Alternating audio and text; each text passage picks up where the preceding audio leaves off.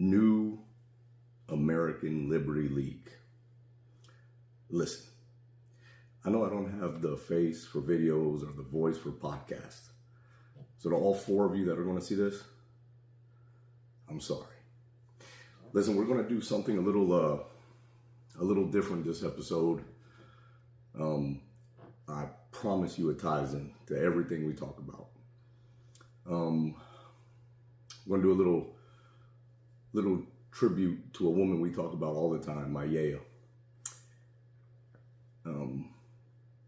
Ana Maria Beltran Hernandez. She was born in 1939, the Villas, Cuba. And I wish I knew more about her young life, her parents. I know she had 5 brothers. I got to meet one time. Got to meet her husband that stayed in Cuba. But I do wish I asked her a lot more questions. But we talked about everything. Me with broken Spanish, her with broken English, and it truly it didn't matter because she was my soulmate. The language barrier was nothing. We felt each other. We could read each other. I instinctively knew what she was feeling, what she was thinking. In a lot of ways, I am who I am because of her. And maybe my family is who we are because of her. She was very faithful. She didn't go to church much, but I actually remember going to Catholic church with her a couple times when I was young. But when you would speak to her, it was like you, her, and God in every conversation. She would talk to you and God about you at the same time, like you weren't even in the room. It was, I always say, she's like me. She wasn't faithful. She believed in God like I believe in this phone, like I believe in the ground I'm standing on. For her, it wasn't even faith. It was just She knew. She knew. It was just a belief. So I get that from her. When you first walk into her house, for my whole life, the minute you come in the front door, there's a statue of Christ. And that's just, it's just two things that I always associated together. The reason my family believes in freedom so much and believes in what America was meant to be comes from her life and her stories. The reason we love our family so much, we are very tight, family oriented because of her. She was loving, she was giving, everything I am and try to be pretty much comes from her. So there's a story in our family that she's told and I've heard through other people, but I spoke to her about it. And I think part of this may be where that belief in God comes from. So she had my tia. That was her first child in Cuba. After that, she had complications getting pregnant. She did end up getting pregnant again. And she had she was very young. She had my tia, I believe, at 16 or so. They were trying again. She got pregnant again. She had a horrible, horrible miscarriage alone in a bathroom. And at her home at the time. And she lost a lot of blood. She fainted. And as she fainted, she hit her head. And she said she was laying there, nobody to call to, nothing to do. She thought she was going to die, and within herself, she reconciled it, and she was just laying there waiting to die. She said that all of a sudden, she saw this light. The room was just the light. And through the light, spoke to her that it's not your time. You have to go on for your children and their children. At the time, she had one child. So she said hours and hours later, she came to in a neighbor's home with a doctor there. So she ended up living.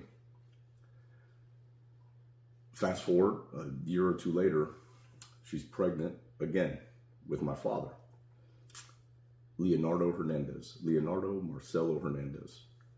Great man, also a lot like my Yeya. Probably inspired by her the same way I was.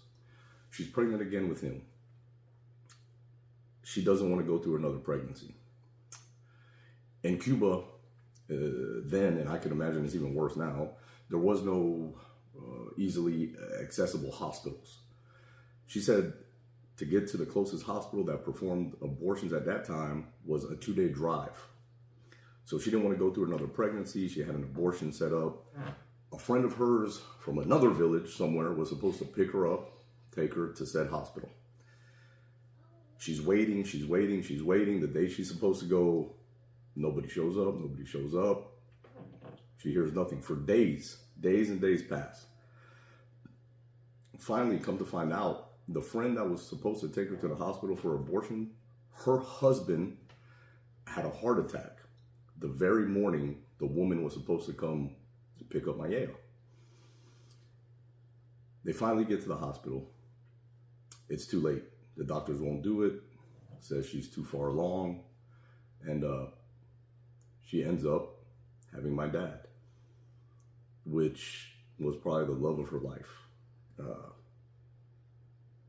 Just to see the two of them together was amazing. They truly loved each other. And Pop still goes to see her every Sunday. Every Sunday. So, fast forward to when my mom was pregnant with me. And my dad didn't want a kid. My mom was teetering. And I was about to be an abortion. So the person who talked my mom and my dad out of that abortion was my Yeya. So, and so many countless times I owe my life to this woman. Then, fast forward, family secret I haven't talked about much. I got a woman I didn't know pregnant. Not something I'm proud of. And me and her were talking about having an abortion. All she wanted me to do was pay for it. Money wasn't a problem. Could have paid for it. Was about to pay for it. The woman, and I thought I was pro-life because of my Yeya. I always thought I always was.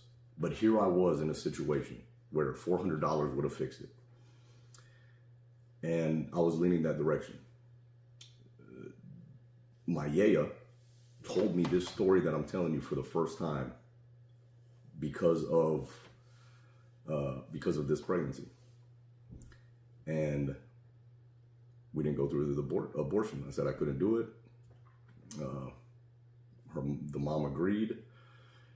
We didn't have an abortion. So my Kira Jade is here because of God, but through my Yeya. Now she has a daughter, my granddaughter, my Yeya's first great-granddaughter. This is generations. This is family changing because one abortion did not happen. Just one. Just one. So Scarlett is her first great-granddaughter. She used to tell us about her life in Cuba. She was married, older guy, Marcelo Hernandez. They were doing good. They lived in a fishing village, but he was actually a butcher. So anytime in this village you wanted beef, he was the man. They had good money. They had nice things. She said they were actually the first one in their area to have a TV. They were just doing very well, just, living a good life. She said when Castro was coming into power during the revolution, before July 26th, They thought it might be a good thing, right? Not necessarily good, not necessarily bad. They lived in a village. They didn't think it would really matter to them. They lived in a small fishing village. You know, they were kind of indifferent to it. Didn't think it really mattered. So nobody in the village cared. Kind of went about their business. And Maya tells me the first thing they really came for. At first, it was great. Free this, free that, free everything. But the first thing they came for was the business and tax.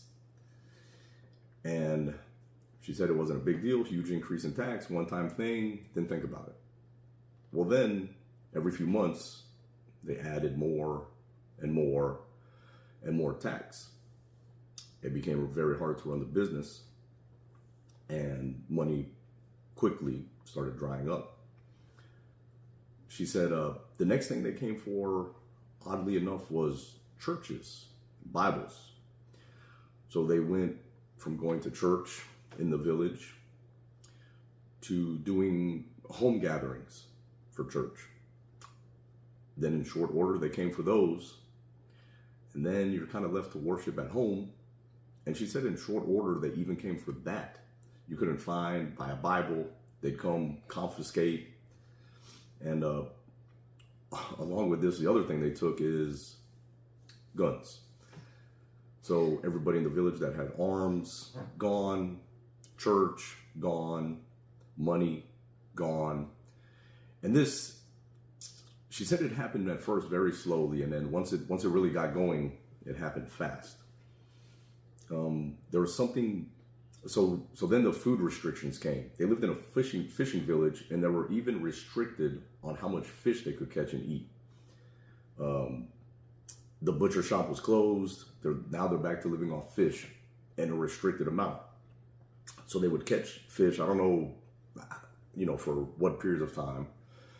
But she told us about something called fish eye soup. So they go from having all this food, beef, fish, whatever they need, pork, to, in just a few years, towards the end of the rations, eating the leftovers of fish, even the eyes. And she actually said it was that made her decide she had to get out of there. She had to come to America. And man, these stories, growing up in America, we take things so for granted. Food, money, freedom. We take it all for granted. But in our family, we grew up hearing a different story from a different woman. And she was teaching us so much. And I don't think it was on purpose. It was just her talking, her telling her story. And man, we were like sponges without her knowing, without her doing it on purpose. She influenced us so much. My dad's like me, same way. Loves the freedom, loves this country. Even though he wasn't born here, he is American as can be. He got here when he was 6. So after the fish eye soup, she was trying to convince all her family to come, her husband to come. Husband didn't want to leave his family, and she knew what was right. She knew what was coming. She could see it. She could see it. She said her husband used to think that everything would straighten out, everything would work itself out. Well, things got worse and worse, and my Yeya, not knowing a word of English, took her 2 children on something called freedom flights. This is the last flights out of Cuba when it was still legal. So she came on the freedom flights, I believe in the late 69 or 70.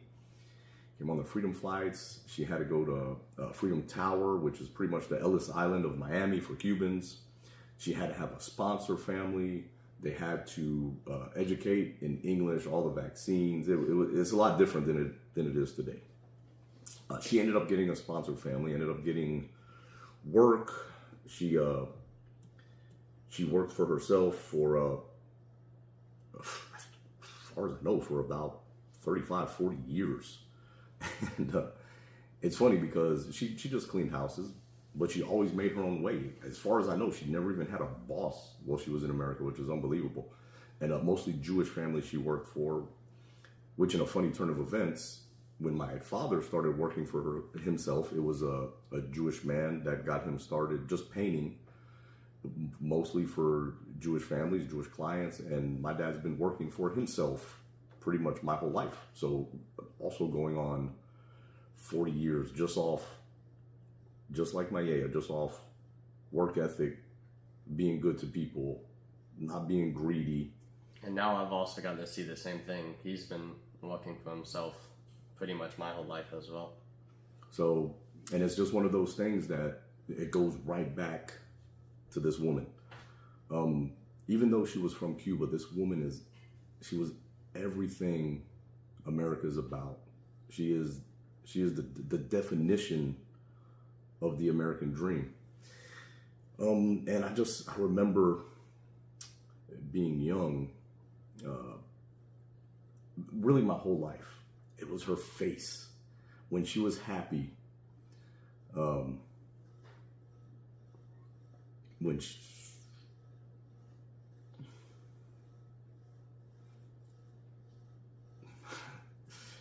When she was happy, there was nothing like her face.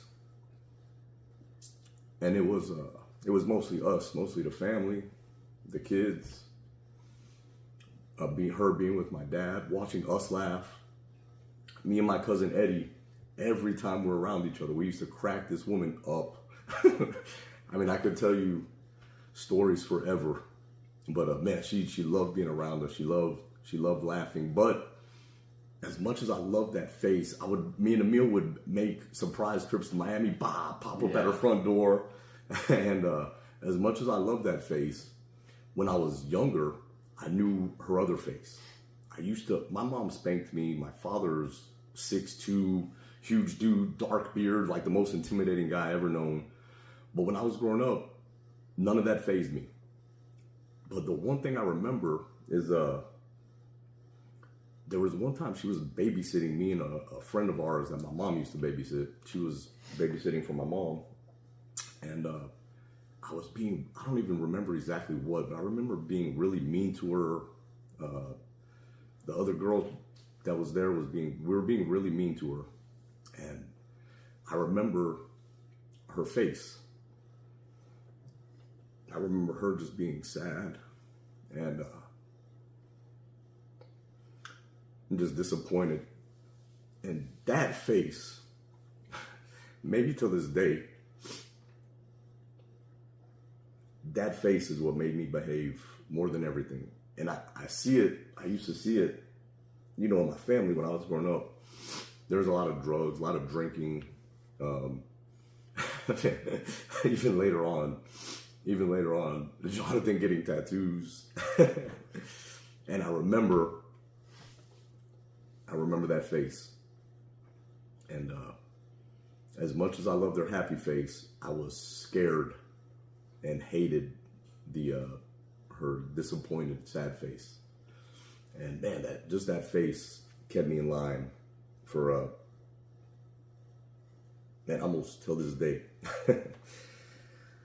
Anyway, fast forward to the last couple years. She had a lung surgery in June 22.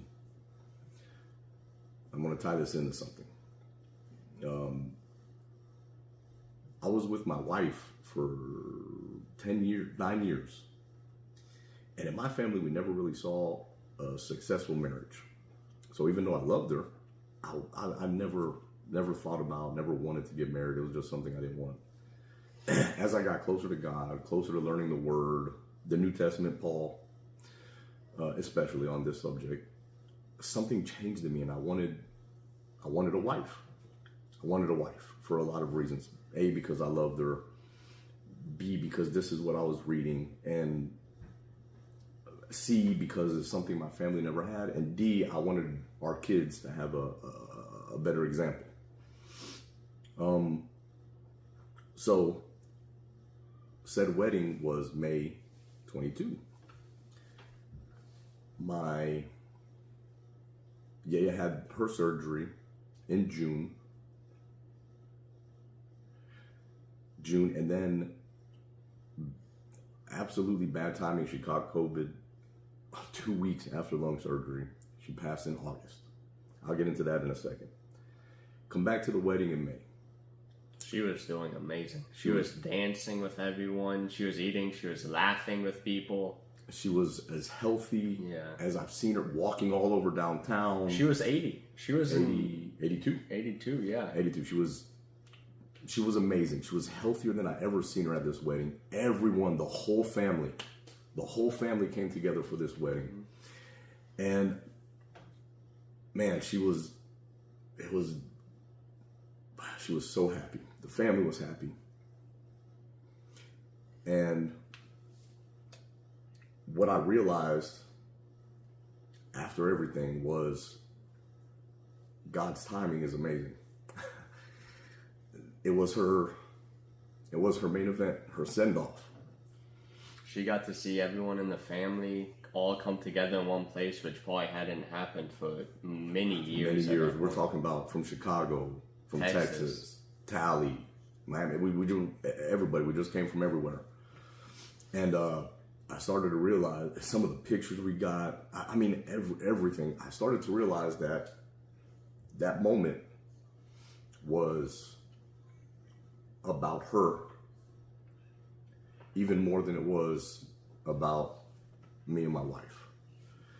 And there had never been another Miss Hernandez in our family. So my Yeya and her husband in Cuba never actually got divorced. So she was Ana Maria Beltran Hernandez, Miss Hernandez. And I remember the next morning she was already here. She was already at the home, at our house, waiting on us. The whole family was. Next morning, I bring Shania over the threshold, and the first thing I hear is my Yeya say, "Go on." The first thing she says is, "Miss Hernandez," to Shania. And it was, at the time it was cool, but I didn't realize it, but it was, I don't even know, like a passing of the torch of sorts. And, just like I said, God's timing is amazing. So that was May. She had a lung surgery in June, which went good, really good, really successful. Mount Sinai Hospital, where I was born. Man, they did an amazing job. She was recovering fine, even ahead of schedule. 2 weeks later, she catches COVID. Wouldn't have been nothing. She would have beat it with no problem. They told us. But it was just the fact that she had just had this lung surgery. It made it a little too much for her. And she fought hard for a long time. There was like a 2-week stretch, right? She was in the hospital. Probably a little longer. Probably longer than that. But she would have ups and downs, good nights, bad nights.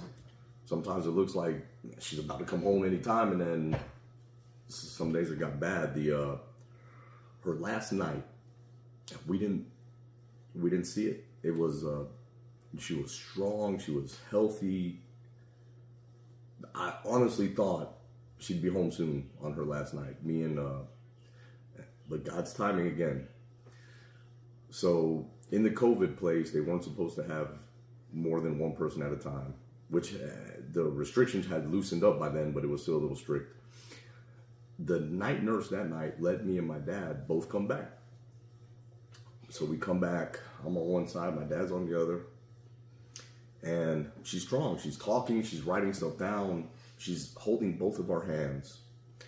And they're pretty strict about making you leave, no stay the nights, because she was in the COVID ward. So they come in, give us a little warning, hey, you guys gotta get going soon. And she sits up, she pulls us together so that like all of our hands are holding. And the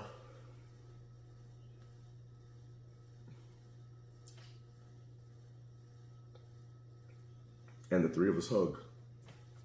She pulled us in, and she was strong, and man, I left so happy. Like, felt like she was healthy, like she would be home soon. I remember you calling and telling me that. I remember not specifically that night, but you were like, she's going to get through this. I can see it. And that's what everyone thought. That's what everyone Yep. was thinking. And I think I was more right than I thought, because that night she truly went home. Truly went home. And it was fitting, because that's where she was meant to be, always. And that's what gives us comfort, is knowing she's there. And man, just having her for the amount of times, the things she did for our family, literally saving our lives, making our lives. Like, we just owe her so much, and I thank God for, the 39, 40 years that I had her. So yeah, she was just a great person. Just what are your memories about her, thoughts about her? Well, on the memories side, my thoughts is she was an amazing woman. I loved her. Every time we came over, she was so amazing to us. She, like he said, we would go over and we'd surprise her, and her face would just light up. She'd come to the door not knowing who it would be, and all of a sudden she'd see us and she'd grab us, and she'd be so happy. That was some of my favorite, was the surprises. Towards the end, How about the chocolate milk?